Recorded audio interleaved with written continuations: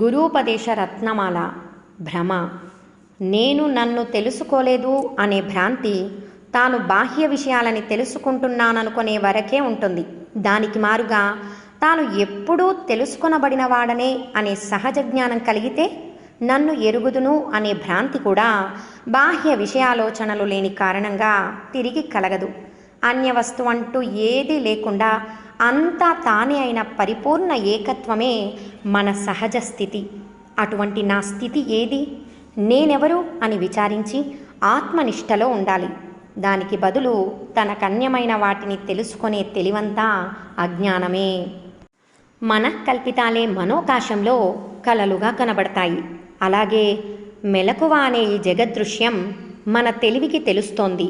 ఈ భావాన్ని దృఢపరచుకొని మెలకువలో కనిపించే మధ్యమ ప్రథమ పురుషుల జ్ఞానాన్ని, వానిపై వ్యామోహాన్ని నశింపచేసుకొని తానుగా ఉండటమే శ్రేష్టము. ఆత్మని ఎరుగలేని మందబుద్ధులు మాయకులోనై భయంతో శోకిస్తారు.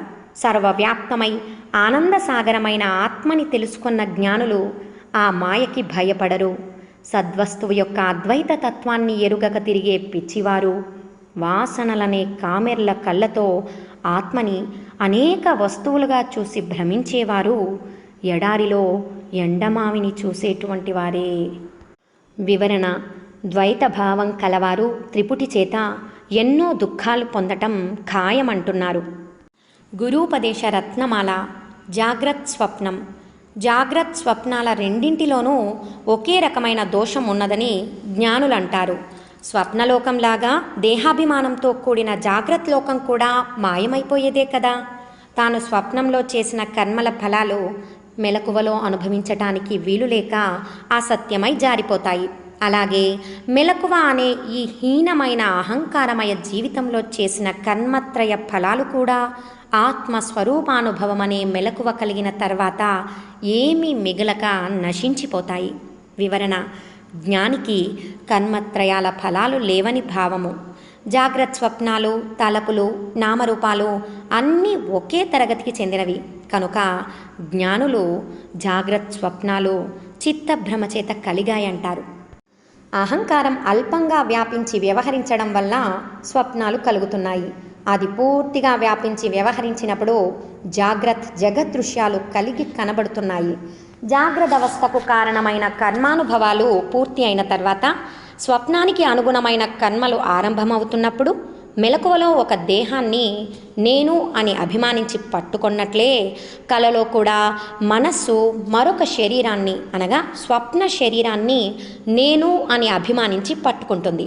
పైన చెప్పినట్లు స్వప్న శరీరం, జాగ్రత్త శరీరం వేరువేరుగా ఉండగా స్వప్నంలో ఒక స్త్రీ యొక్క స్వప్న శరీరంతో సంభోగిస్తున్నట్లు చూసేవాని జాగ్రత్త శరీరం స్ఖలించటం ఎందుకు అని ప్రశ్నిస్తే మనస్సు స్వప్న శరీరం నుండి జాగ్రత్త శరీరంలోకి ప్రవహించే వేగమే దానికి కారణమని చెప్పాలి. మనం చూసే స్వప్నం కలత చెందిన మనస్సు యొక్క తరంగమే. అయితే మనం చూసే ఈ మెలకువ కూడా అటువంటిదే.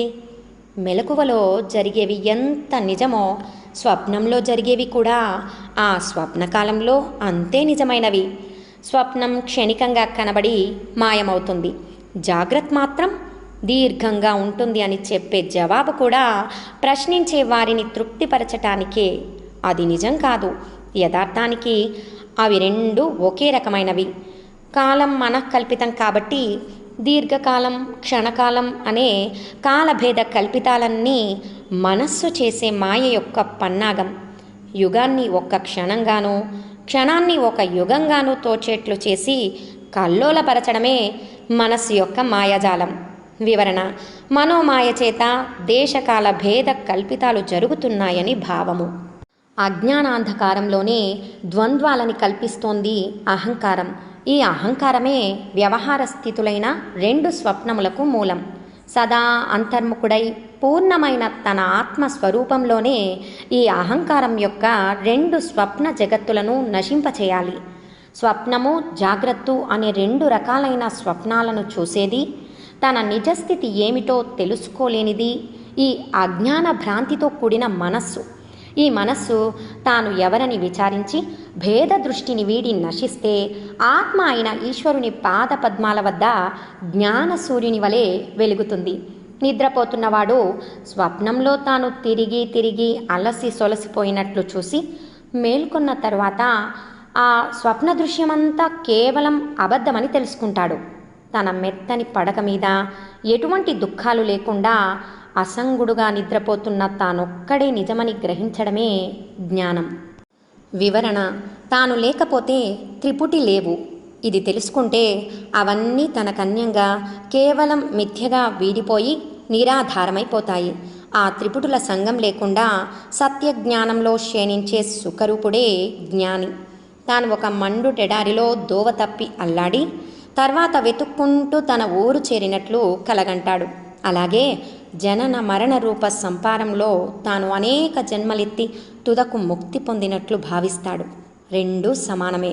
వివరణ: ముక్తి కూడా ఊహే, ఆత్మస్వరూపమొక్కటే ఎప్పుడూ ఉన్నది అని సూచించారు. తాను ఆత్మస్వరూపమేనన్న విషయం మరచి ఈ శరీరమే తన నిజస్వరూపమని ఎంచి లెక్కలేని శరీర జన్మలని పొంది చివరికి జన్మరాహిత్యమైన బ్రహ్మస్వరూప స్థితిని తెలుసుకొని ఎప్పటి వలె బ్రహ్మంగా ప్రకాశించే సహజ స్థితిని పొందటమంటే నిద్రలో లోకమంతా తిరిగినట్లు చూసిన స్వప్నం నుండి మేల్కొనడానికి సమానం.